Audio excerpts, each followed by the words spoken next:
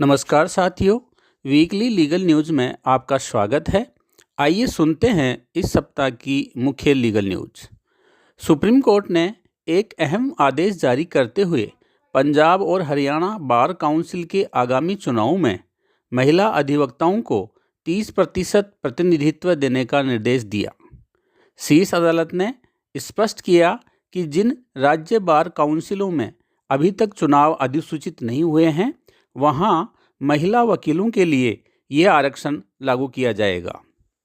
Supreme court ने बॉलीवुड अभिनेत्री करिश्मा कपूर से उस याचिका पर जवाब मांगा जिसमें दिवंगत उद्योगपति संजय कपूर की विधवा प्रिया सचदेव कपूर ने करिश्मा और संजय कपूर के बीच वर्ष 2016 में शीर्ष अदालत में हुए तलाक समझौते की प्रमाणित प्रति मांगी है।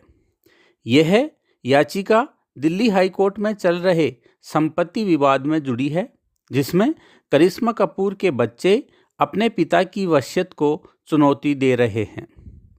सुप्रीम कोर्ट ने अपने एक महत्वपूर्ण फैसले में स्पष्ट किया है कि यदि आरक्षित वर्ग का कोई उम्मीदवार अपनी योग्यता के बल पर सामान्य श्रेणी के उम्मीदवारों से अधिक अंक प्राप्त करता है तो उसे सामान्य श्रेणी के उम्मीदवार के रूप में माना जाएगा और अनारक्षित पद पर समायोजित किया जाएगा। कोर्ट ने कहा कि ओपन कैटेगरी सभी के लिए खुली है और इसमें शामिल होने के लिए केवल योग्यता ही एकमात्र मानदंड है, चाहे उम्मीदवार किसी भी सामाजिक वर्ग से आता हो।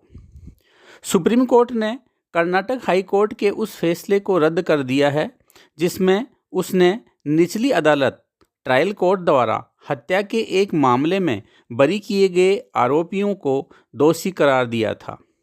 शीर्ष अदालत ने कहा कि अभियोजन पक्ष परिस्थितियों की पूरी कड़ी को साबित करने में विफल रहा और मामले के एकमात्र चश्मदीद गवाह को बनावटी करार दिया। अदालत ने कहा कि हाईकोर्ट इस तथ्य पर विचार करने में विफल रहा कि ट्रायल कोर्ट द्वारा लिया गया दृष्टिकोण सबूतों के आधार पर एक संभावित दृष्टिकोण था।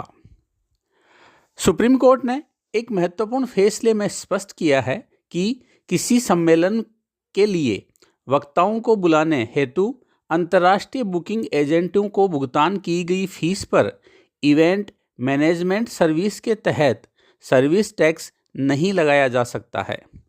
पीठ ने सीमा शुल्क, उत्पाद शुल्क और सेवा कर अपीलीय न्यायाधिकरण के आदेश को खारिज कर दिया और कहा कि किसी कार्यक्रम में भाग लेने के लिए व्यक्तियों को बुक करने के अनुबंधों को सामान्य समझ में इवेंट मैनेजमेंट के रूप में नहीं देखा जाता है।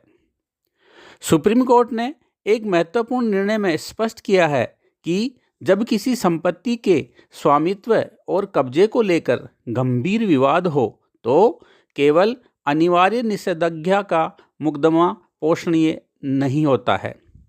शीर्ष अदालत ने कहा कि यदि प्रतिवादी ने विवादित भूमि पर निर्माण कर लिया है तो वादी को अनिवार्य रूप से कब्जे की मांग करनी चाहिए।